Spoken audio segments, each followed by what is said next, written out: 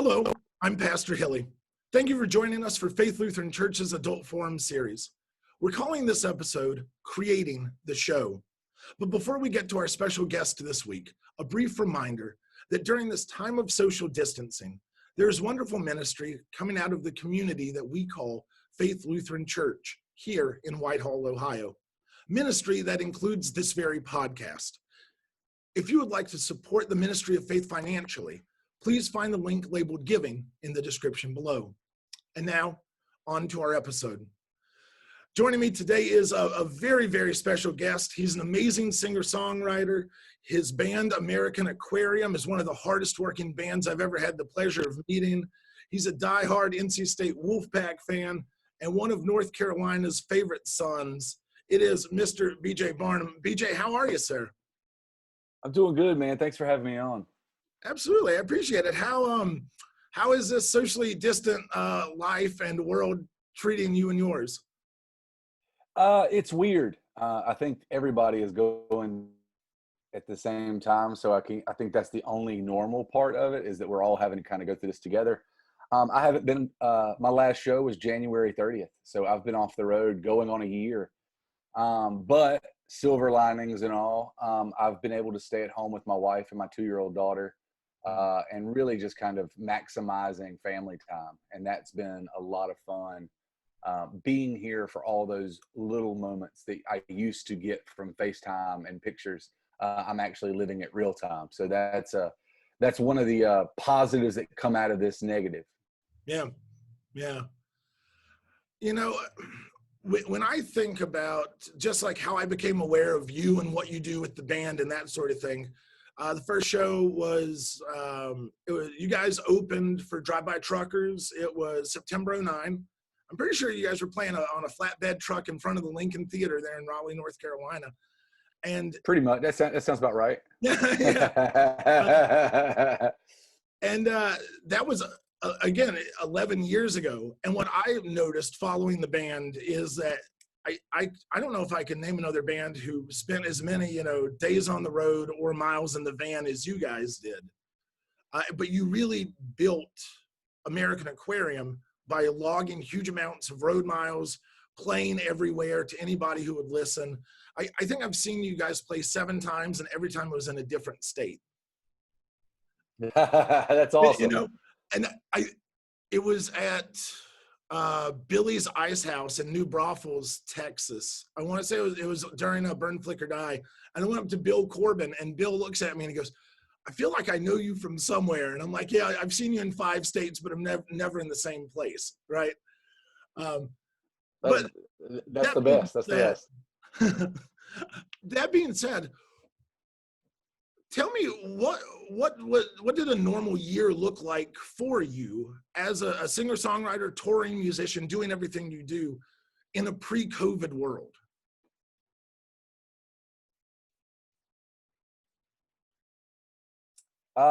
Pre-COVID was kind of, it's hard. Those are the before times. It was a lot of touring. We spent the first 15 years of our career hitting the road really hard. We played anywhere between 250 and 300 shows a year nationwide, across the pond in Europe. We were the road band. That was kind of how we built our following. Was we weren't the best band. I'm not the best singer. I wasn't the best songwriter, but I was willing to work harder than anybody else. And so we piled into a 15-passenger van. For at least a decade, we played almost 300 shows a year. Some of them, 3 years, we played over 300 shows a year. And that's kind of what we built our career on. So for us we're finally at the point where we're playing about 100, 120 shows a year now, which is a lot more than most bands, but it seems like a vacation for us. It means that I have over half the year at home, which is just, compared to what I was doing in my 20s, it blows my mind that I'm actually able to be home for 200 plus days a year. But when COVID happened, it kind of put a stop to all of that. So like I said before, my last show was January 30th. So sitting at home for a year is very different and weird for a guy who makes his living traveling the country. But again, it's about, you can either complain about problems or you can adapt to problems. And so we chose to adapt, and we started doing online shows, and we started kind of ramping up the merchandise in the online store and making sure that we were offering more stuff to people, and trying to find ways to not just make up for the monetary hit we were taking from being off the road, but also making up for being in people's consciousness. We put out a new record on May 1st. And the goal of my business is to kind of keep your name out there and keep your name in people's mouths so that they're spreading the music around. And when you can't tour, it becomes a lot harder. Touring's easy because 1,000 people go to a show, and all 1,000 of those people leave the show every night and tell 2 or 3 people that they went to see this band, how to wear, here's their music. Yeah. When you take that aspect out, that's just one night. So multiply that by 250 or 300 nights a year, and you've got this mass system of people, this grassroots system of people exchanging your music. So when you remove that from the equation, you have to find a new way to keep your name in people.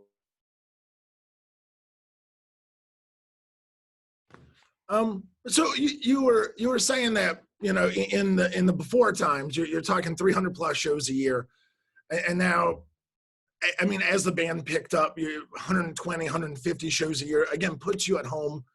That makes a lot of sense. But even during this COVID time, you haven't been resting on your laurels at all.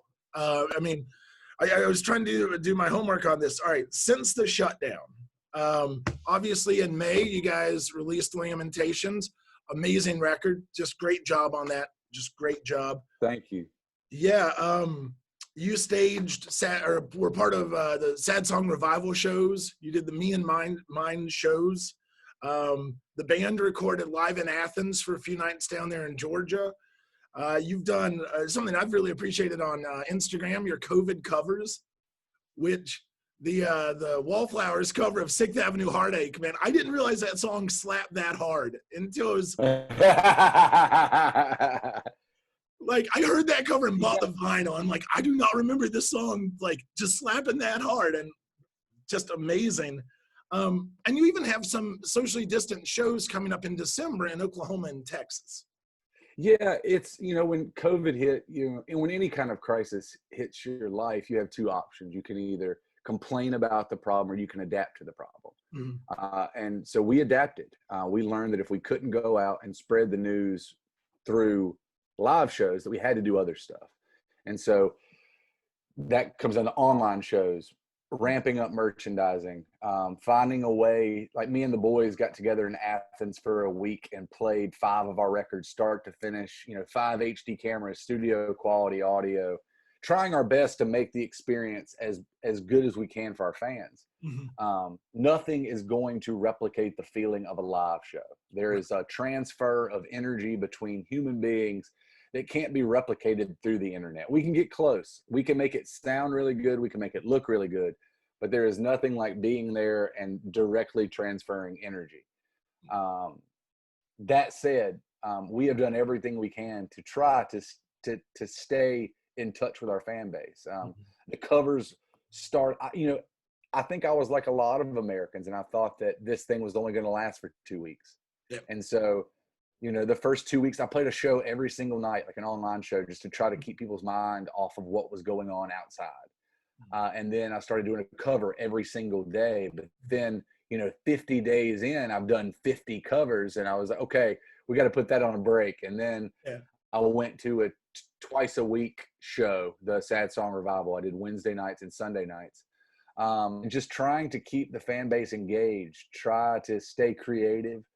Try to keep staying inspired. That's the hardest thing as an artist, is when you hit these kind of down times, you want to kind of sulk. And that's the time for me, especially, where I tend to be the most creative, is when things get tough. Right. I find this resiliency to be creative. And I think that's where some of the best art comes from, is people that are back against the wall type stuff.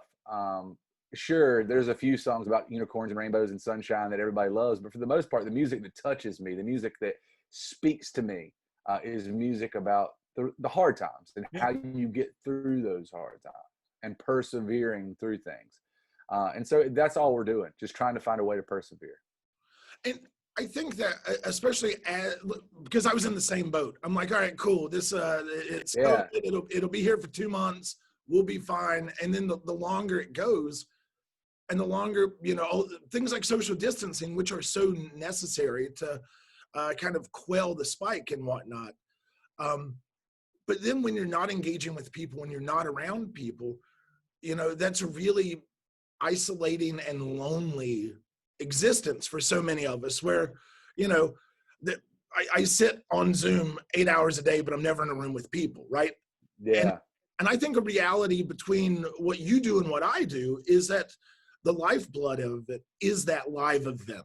It's for everything that you're pointing at. When we talk about going to a show, there are so many parts of that social reality other than the music, right? You go for the show, but you get your tickets, you get excited, you get dressed up, you go to the show, you hang out, like you get all sweaty at a good rock and roll show. You have that post-show glow kind of thing.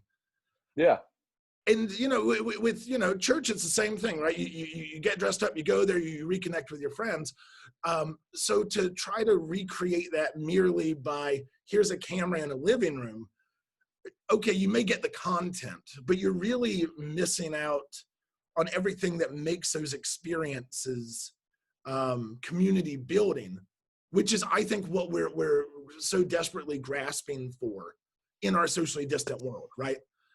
For sure. I think both of our jobs are extremely similar. If you remove the religious context from it, we're both just delivering a message to a lot of people at once and trying to connect everybody. That's all either one of us are doing. You happen to have the religious context in the message. But at the end of the day, we stand up on a stage, people come and gather to listen to what we have to say, our observations on the world and what it means to us. Right. And then you can't replicate that through a computer screen. You can't you can, again, I think what you said was fantastic. You can get the content, but you don't get that same fulfillment of human interaction. And I think for us, for anybody that makes their living, I'm an extrovert. Anybody that makes their living off of feeding off of people and the energy that we provide each other, this has been a hard time. I'm also, for those that don't have any idea who I am, I'm also a recovering addict. I've been sober for 6 years, and this is a hard time for a lot of my friends in the sober community, just because you said isolation.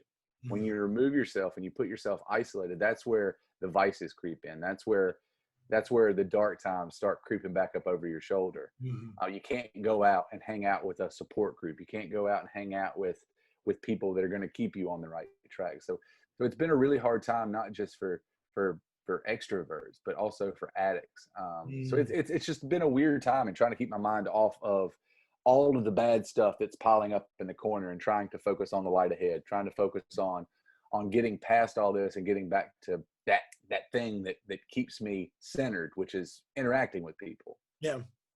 Do you find just to talk about the creative process for a second, I always tell people that I write my best sermons when something else is on fire.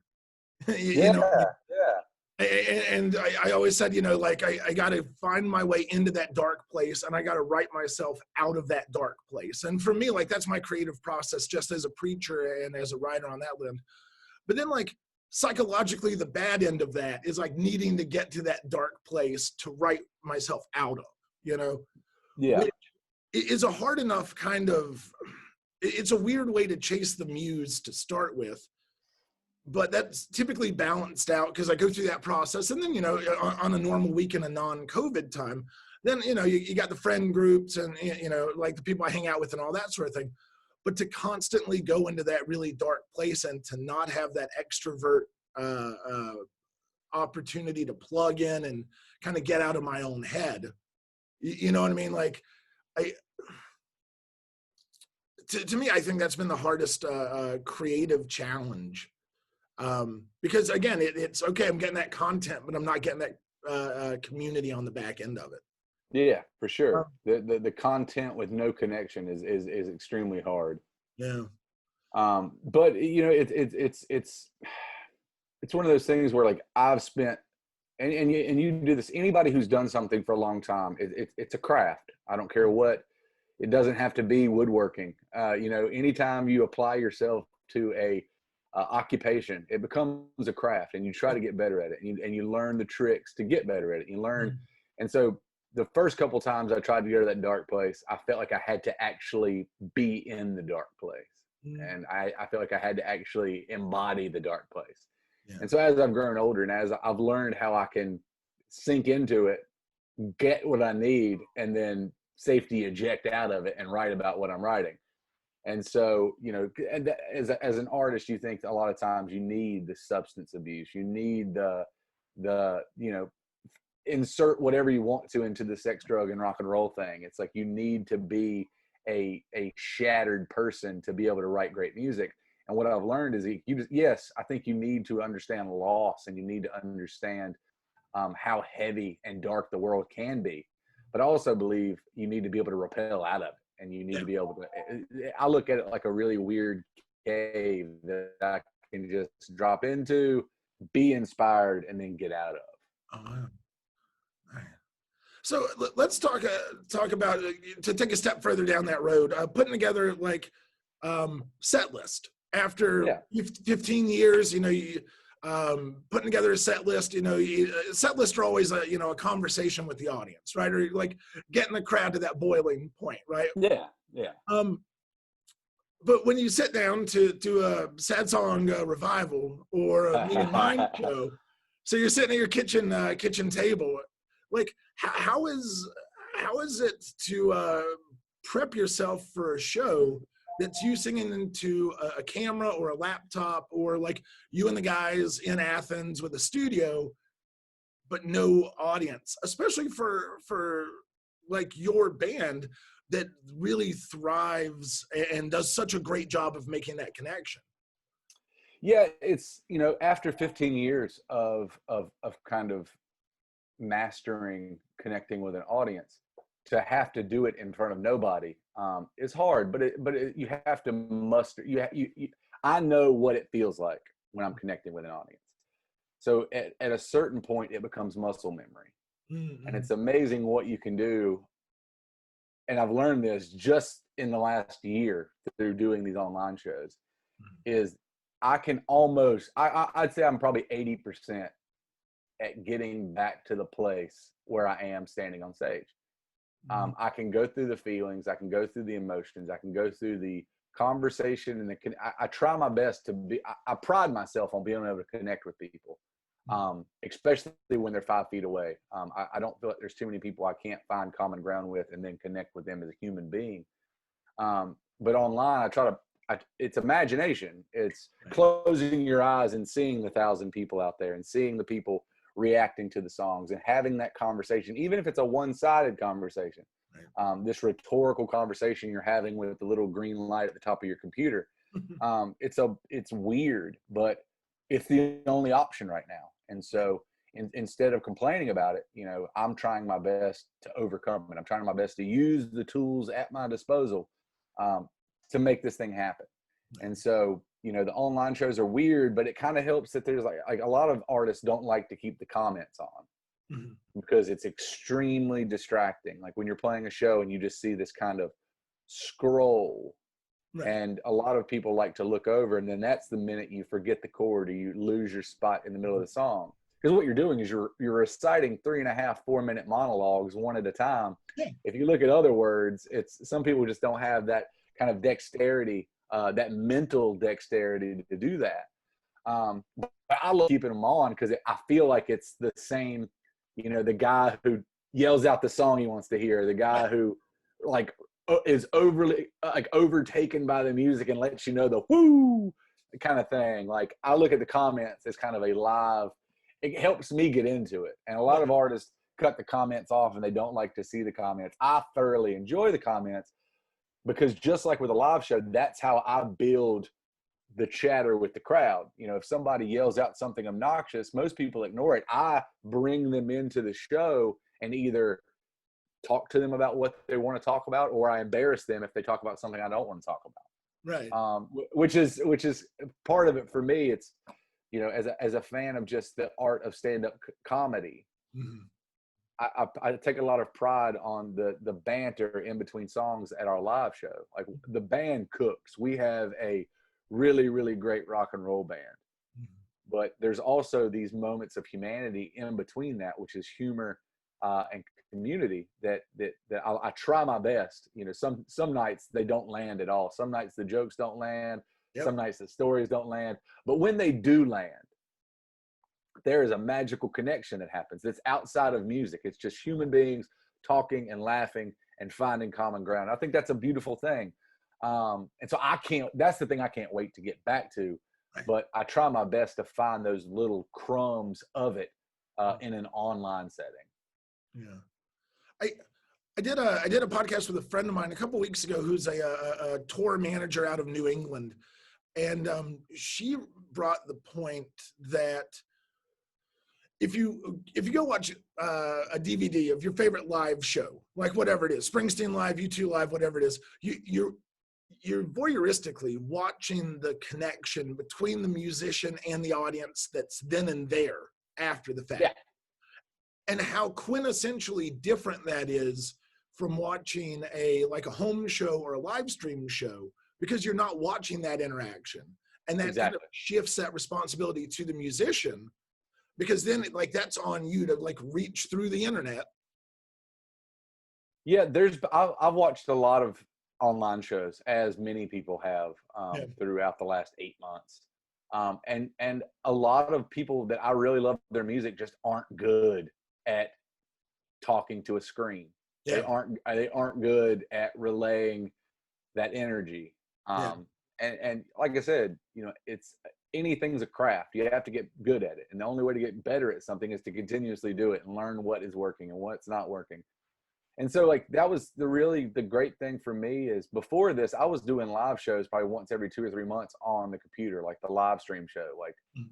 A lot of people are very new to the live stream thing. I've been doing it for the last 3 or 4 years just because it was another way to connect to the audience. Yeah. And don't get me wrong, at that point, it was a tertiary kind of connection. It was something I did, when I was off the road for more than a couple weeks. I would get on and do an online show and just try to connect to people and try to learn how to connect to people through a different medium. And then all of a sudden it becomes our only way of connecting with people. And so I think it's important to practice it.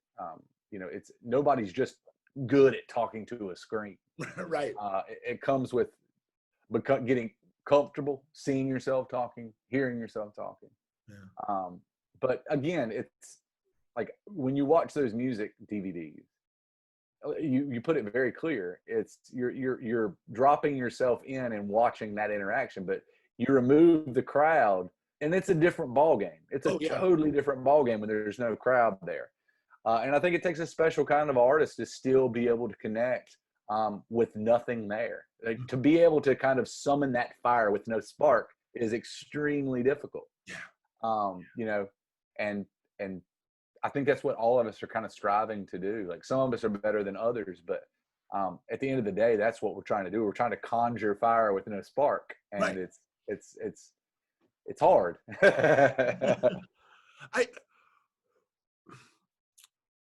What was your learning curve, or did you have one, or are you still kind of wrestling with it? I mean, you raised a really good point.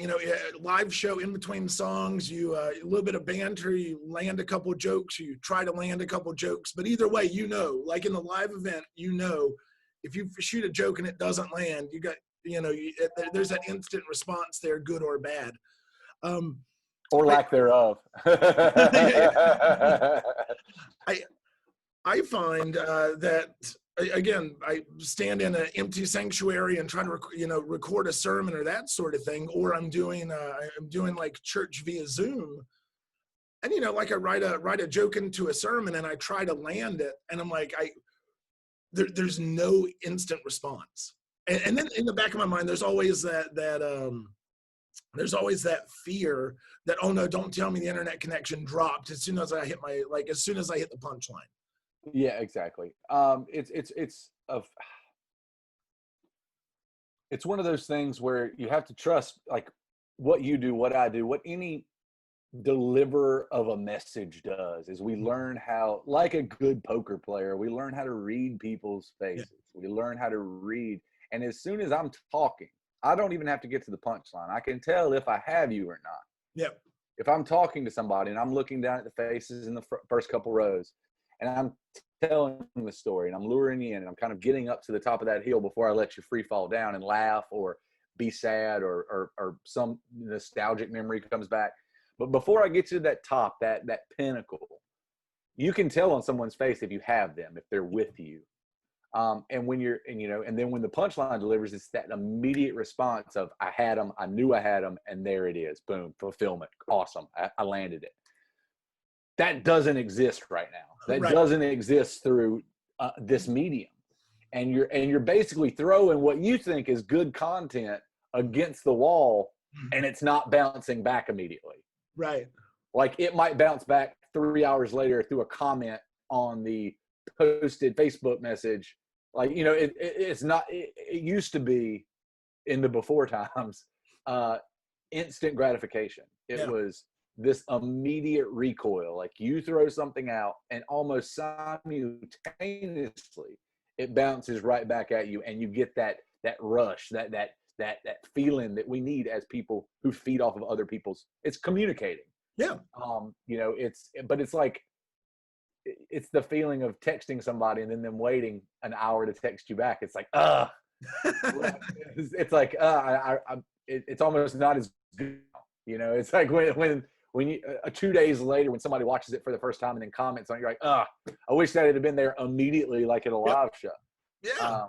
But it's about just trying to learn how to find those kind of nuggets, those little morsels of hope and positivity in what we're doing, and trying to get better at it, and trying to learn how to harvest more. I was watching, I think it was an interview with pro wrestler Edge, and he was talking about when he started wrestling, he was playing playing small venues and that sort of thing, and then he gets to a WWE, and he was had a match at WrestleMania, and he said that the arena was so much bigger that it made all of the crowd reactions sound like it was on a 10-second delay. Because in a small arena, they do something instant gratification. But when you move to, like Gillette Stadium or any of those huge NFL arenas, it took so much longer for the crowd response to bounce off the roof and come back down. And he was talking about how it felt, it really made all of the performers second guess themselves because there was this huge delay. And I think that you're 100% right. Like, this is just kind of the weird echo chamber that we live in, that everything is put off by minutes, if not days, if not weeks. Yeah, it's weird. And that's the only way to describe it. Is it's hard. And I know some of my friends in this line of work who just don't do it. They refuse. They're not going to play any online shows. And I see value in online shows. I see the connection is, a half connection is better than no connection for me. Like, I look at it, man, I don't know if I'm really translating or if I'm really doing it. And then I would think, me trying is way better than me just not trying. Yeah. But yeah, you made the analogy of the wrestler, the same thing. Like when I watch like those professional athletes playing like baseball or basketball in empty stadiums. And to think about, we're talking about the best at what they do, the best baseball players in the world, the best basketball players in the world. And they probably haven't had a silent gym since they were like 12, 13. Yeah. Like they've been that good at what they do that they spark so much joy at being out, whether it's a pitcher or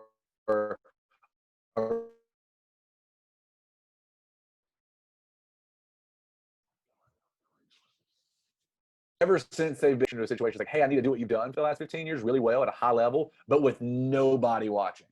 Right. I think I watched an interview with like a major league pitcher, and he was like, this is the hardest thing I've ever had to do. He's like, usually I have the people's voices that take the voices out of my head, and in an empty stadium with my voice, with my doubt, with my fears. And he's like, it's hard. He's like, because we're not used to it. And so, but again, you know, people adapt. People learn how, you have to reteach yourself how to do it. And I'm going to have to do the same exact thing when we go back to work. When I get back in front of a large crowd of people, I'm going to have to relearn, like unlearn some of these online techniques and relearn what made me the performer that I am. So what's that feeling like? You do a home show, you take a song you've played millions of times, like I Hope You Breaks Your Heart. You hit that last chord, and you're sitting there in the living room, and there it is. And you're like, I don't know, is that still jarring, or have you been doing it long enough where you're like, that's just kind of the new normal? It's weird. You know, again, having the comments on help, you know, people are, you know, insert clapping noise, insert, you know, the people are getting really good at that. But yeah, it's weird to finish a song and not have that immediate satisfaction of knowing that someone enjoyed the thing you just did. With comedians, it's laughs. With musicians, it's claps.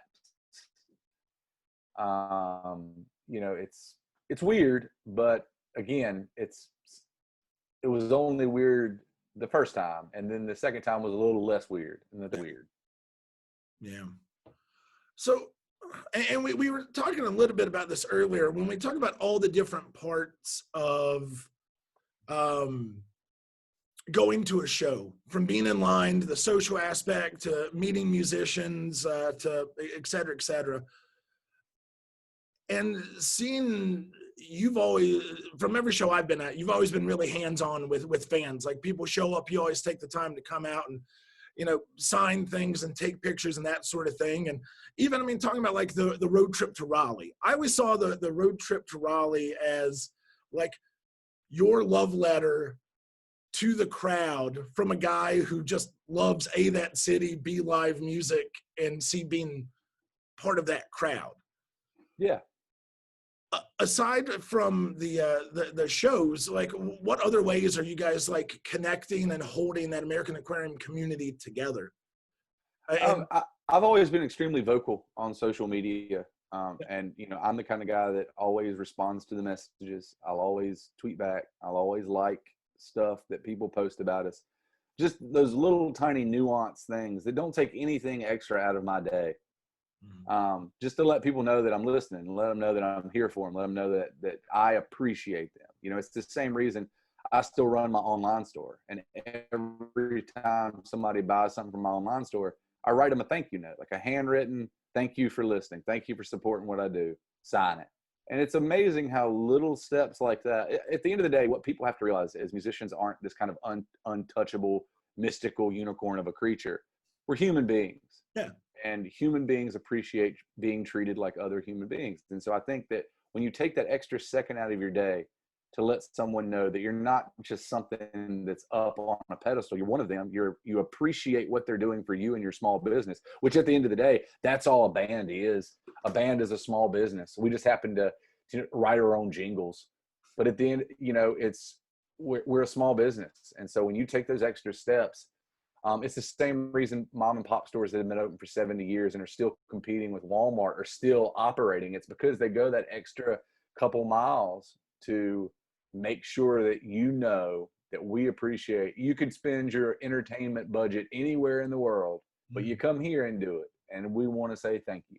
And so it's just about kind of upping that and trying our best to make sure that the community, our online community, our music community, understands how much we appreciate that support, especially during, you know, global pandemics, things that you don't, you know, there's no handbook for being a musical act in the middle of a global pandemic. I might write one after this, but you know, there's no, you know, pathway to still finding success. It's about trying stuff, and if it doesn't work, trying something else and trying something else until you find things that are connecting you to the crowd in the same way they were when you were standing at the merch table, shaking their hand and talking to them. And for me, it's been trial and error the first couple months, but I think I've got it down to where I know how to connect to people. I know how to connect to my crowd.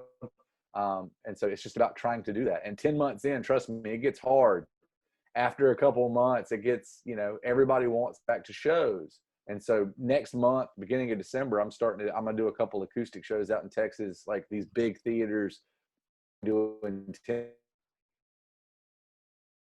10% of the crowd. Everybody's got to be seated at a table, mask on, trying our best to be as responsible and safe as humanly possible. I found it's always better to, kind of stick your toe in the shallow end to test the water instead of just doing a cannonball into the deep end, having no idea what's going on. And so we're just going to be safe. That's all we're trying to do. Absolutely. I mean, with those shows coming up, like the December shows, do you think that in the next 6 to 12 months, we're going to see crowds being very, very ready to come back to live events, or a little bit more reticent? I don't know. I think that, I'm doing these shows in Texas and Oklahoma, which if you've been keeping up with any of the media, they're kind of over it. They're kind of over a pandemic. They're very much wanting to return to life as normal. And so I think a lot of folks are going to want to come out and see shows. But I'm trying to do it safe enough to where people that maybe are on the fence know that I'm doing everything I can to try to bring them some disconnection from what's going on. Like, even if it's 90 minutes of going and sitting at a table with a mask on and hearing a guy with an acoustic guitar play, trying to bring some kind of sense of normalcy back to a very abnormal world. And I think, people are going to be just as hesitant to do it as I am. I'm hesitant to go out and play these shows. But after almost a year, I'm excited to go out and do it in a smart way. I'm not telling everybody, let's pack into a room again and do the rock and roll thing. I'm like, hey, we're going to have to do this very, very different than anything any of you are ever used to, but it's either this or nothing. Yeah. And I think that some people will be still not come out to the shows. And I totally support those people. Oh yeah. But I think there's also a subset of people that want that distraction. And, tickets aren't cheap. We're doing, the only way you can come to a show at these is buying a table of 4. And so I think it's $150 a table. So like, you're talking about a $40 ticket to come see a guy play an acoustic guitar for 2 hours. Like, and you have to do that just to make up for the cost, because instead of having 100% capacity, you have 10% capacity. So you have to make sure the clubs are getting paid. You have to make sure the lights stay on. You have to make sure the band gets paid. You have to make sure travel and accommodations get paid. So, it's going to be, we'll talk about it in a month. I'll let you know how it goes. Because I don't know how it's going to go. Tickets go on sale Friday. I have zero idea if people are going to just kind of scoff at it and say, that's not for me right now. Or if people are going to jump on and be like, you know what, any amount of live music is better than no music. Absolutely.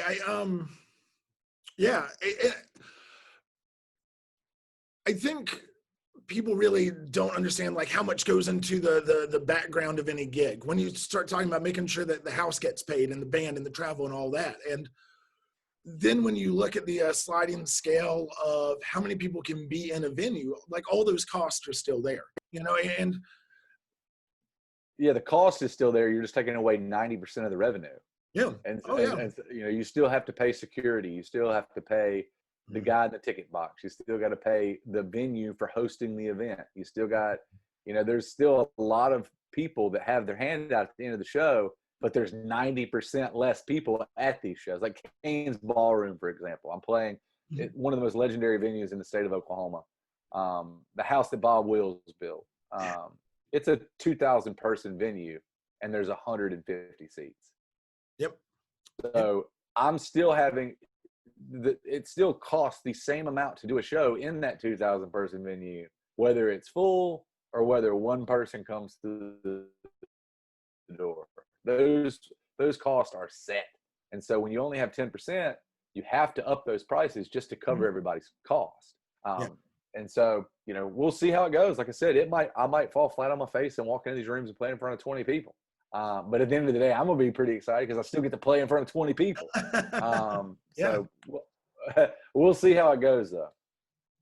So I think that one of the really powerful things, and we've talked about this a bunch in our time together, about these online shows and the different ways that you're connecting and kind of like creating that fire without a spark, is that online shows, and especially music, as for those of us who are music lovers, it reminds us that just how big the world is, and it connects us to these communities and these memories, which is so needed during this time of social distancing, with like this isolation and sadness and depression. And the longer it goes, the more it just gets hard for everybody.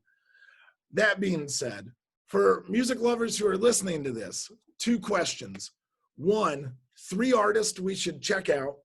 And then the second part of that is going to be, what is the best way to support artists during this pandemic? Artists that I have been going to lately for inspiration. There's a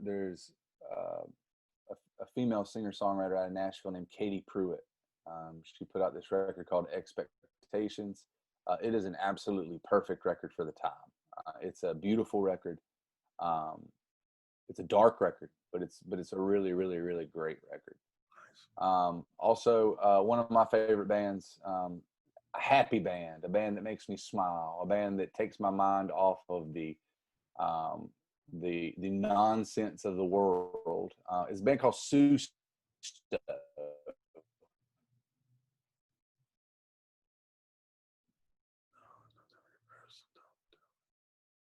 Carolina. It moved forward. I think it came out in 2014, 2015, and moved forward. It's just really great, smart rock and roll with a great message, just a happy message. What was the name of that band again? It froze right when you said it. Oh, Susto, Susto, Okay. Susto. And the first one was Katie Pruitt. Mm-hmm. And the third one that I've been listening to a lot lately is a band called Field Report out of Milwaukee, Wisconsin. Really great. Again, start with a record called Marigolden. It's a beautiful record. I listen to it almost every single morning when I go out for my runs. It's beautiful. It's perfect. And everything, it's a guy named Chris Porterfield, and everything he touches has been, something that has inspired me. So Chris Porterfield, Susto, Katie Pruitt, those are the 3 that I would highly suggest listeners that you might not have heard of. Also, if you want, big arena acts that I'm listening, like Springsteen's new record is fantastic. Letters to You. If you need a name that you've heard before, the new Springsteen record is great. The new Tom Petty reissue of Wildflowers is absolutely fantastic. So just throwing that out there. Nice. And so, because you had an Instagram story about compensation for artists and how that kind of works on the back end of Spotify. Yeah. And so I didn't realize that the back end of artist compensation was as low as it is. Oh yeah. It's 0.0038 of a cent for every stream, which adding that up, like 1 million plays, 1 million plays, which is kind of unfathomable to count to, pays $10,000. So after so you get that $10,000, and then your manager takes a cut, your agent takes a cut, your business manager takes a cut, the label takes a cut, everybody takes a cut. So at the end of the day, artists aren't really getting much, and they're the ones putting the product out. Right. And a lot of folks say, well, why not just not put your music up on streaming sites? And that just doesn't make sense. It's like if you don't like the power bills, the power companies bill, you just don't have power. Like when there's only one option for you to get the thing that you need, the only thing you can do is complain and that people listen. Like most places only have one power company in their city. And so if you don't like the bill that you're getting, you can't just say, well, we should change this, because you have 2 options. You have pay the power bill or don't have power. Right. It's the same thing for Spotify. It's either you put your music onto the streaming sites, or you don't get your music out to millions of people. And I know I stream music. It's easy. It's convenient. It travels. Some of my favorite bands, the 3 bands I just listed to you, I found on Spotify. Nice. It's a great way to sample music and find the music that moves you, the music that heals you. But at the end of the day, what people need to realize is the artists that are creating this music aren't able to live off of just those revenues. So what can we do? Right. Biggest thing you can do to help out an artist is to buy merchandise directly from them. Not the label, not Amazon, not Target. Buying stuff directly from the artist. Yeah, it might be a couple dollars cheaper on Amazon, but the artists are only getting a fraction of that money. If you buy, like with us, if you go to AmericanAquarium.com and you buy a t-shirt, vinyl records, this is the warehouse. This is my office. This is where I sit here every day for a couple hours and I pack up orders and I write thank you notes. You're getting it directly from me, and not even almost, all of the profit after cost of goods goes to the artist. So if you're wondering how to help out your favorite artist, go buy that favorite record you've been streaming for the last couple of years, or go buy a new shirt for your husband or your wife for Christmas. Little things like that go a long way. It's, $25 for a shirt doesn't seem like a lot to help an artist out, but when 1,000 people are buying a $25 shirt, it can really help an artist out. Yeah. So just keep that in mind, that if you love a band, if you love a record, my rule is, if the record is something that I would want to give my kid one day, I want her to, this record changed me enough to where I want you to hear it one day, I buy it on vinyl. Yeah. If not, I stream it, But the records that truly move me, I have them on vinyl. I buy them directly from the artist, as these kind of, because at the end of the day, let's be honest, like a CD or a vinyl record is just kind of this tangible representation of the music that we love. The music we love now exists MP3 form. Yeah. It's out there. It's free. You can listen to it. It's just kind of this tangible artifact of, this thing changed my life. This one thing moved me to the point of, it made me see something in a completely different light, or it made me feel something I've never felt before. And I think it's important to have those kind of things that you can hold on to and hold up. And at the end of the day, I think a vinyl record is better. It's the bigger artwork. It's the handmade piece of wax. It's not just a flimsy piece of plastic you put into your car until it gets too scratched to play. It's this thing that you kind of treasure and you keep it safe and you don't want to scratch it. And it's a beautiful representation of what the artist intended for you to see and hear. And so, if you want to support your favorite artist, buy that record, buy that t-shirt. Another thing is, tell people about the things you love. Yep. Not hard. It's free advertising. Telling someone that you love a band is going to do far more for that band than just being quiet about it. So if there's a song that moves you, share it. If there is a record that makes you feel something you've never felt before, share it. That's how grassroots movements work. It's not just about politics. It's also about music. Yeah. It's one person telling someone else what they enjoy.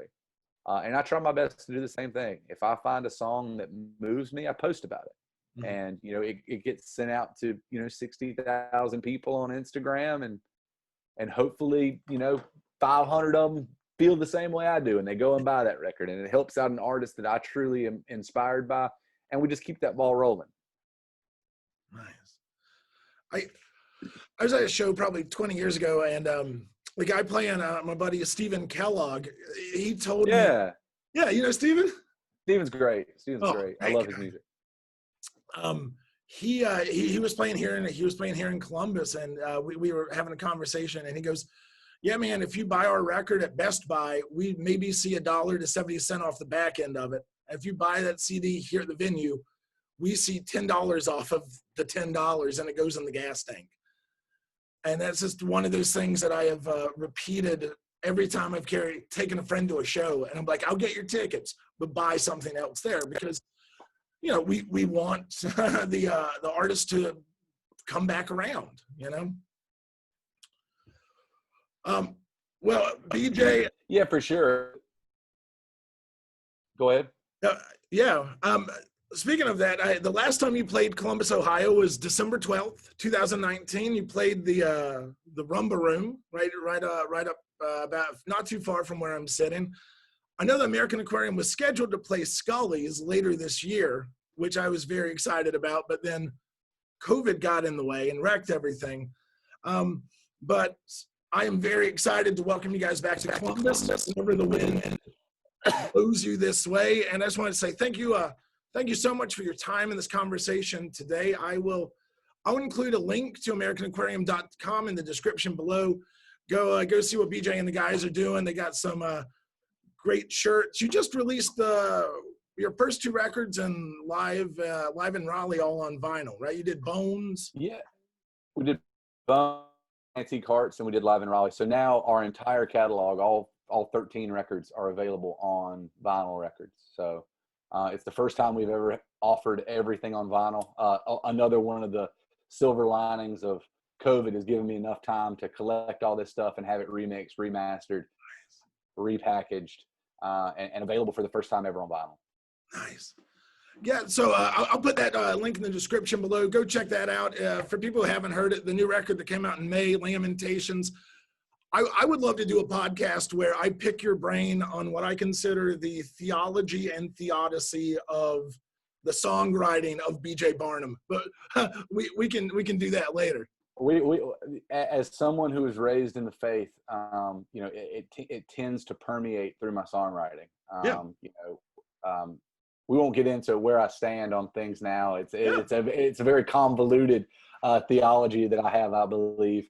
But I was raised, and the stuff that you're taught from the time you're 4 to the time you're 18, no matter how far away from it you run, it's still kind of where you go as a compass. When I'm trying to tell a story about love or loss, I find myself going back to these things that I learned in the church, and they're instantly recognizable, they're instantly relatable. And so we can have a conversation about that, but if anybody's wondering, this record, Lamentations, definitely came.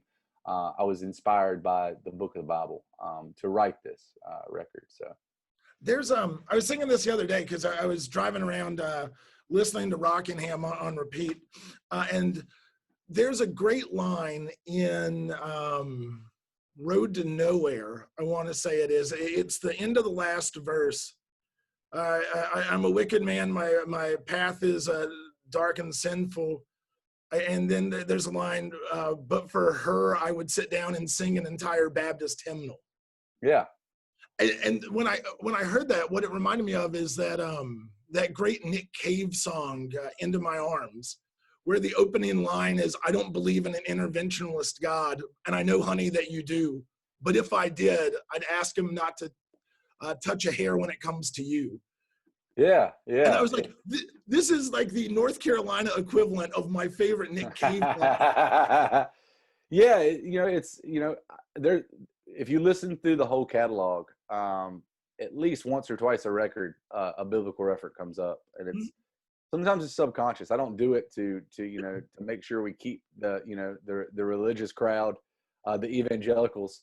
I do it because it's part of who I am. It's part of my DNA. My dad was a Southern Baptist deacon. It's the stories that taught me right from wrong. It's the stories that shaped my morality as a person.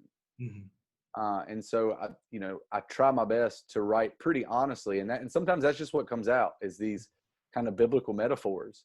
But when you're writing a record about a man who is questioning God's existence when he watches his country fall apart, the Book of Lamentation comes to mind.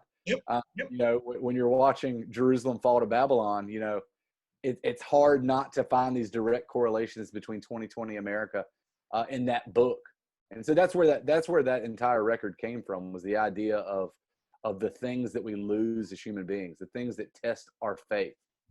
And so the entire record is just kind of this narrative about love lost, addiction, financial ruin, the things that break us as people. And so, when people see Lamentations, like, oh, is that about the book in the Bible? And I'm like, yeah. It actually, it's a non-evangelical look at very, very evangelical. Yeah. Again, it's brilliant record. And again, like, I would love to get you on the horn later and just to kind of sit down, because I find that across your records, even like you write with this kind of like Jobian vision, which is, you know, what we've been talking about. Like, life gets hard, you adapt, you move on. Like, work hard, get lucky, right? You keep doing it. Always with this idea of like, yeah, life isn't perfect, but you keep moving on, and to wrestle with that situation, dude. Again, that's not a today conversation, but that'd be a lot of fun, man. We'll have that conversation one day for sure. Yeah. But anyway, BJ, thank you so much for your time, man. Yeah, link in the description below. Go check out American Aquarium. They do good stuff. I hope the Oklahoma and Texas shows go well for you, my friend. And again, thank you so much. Thank you so much, man. All right. We'll see you. Yes, sir.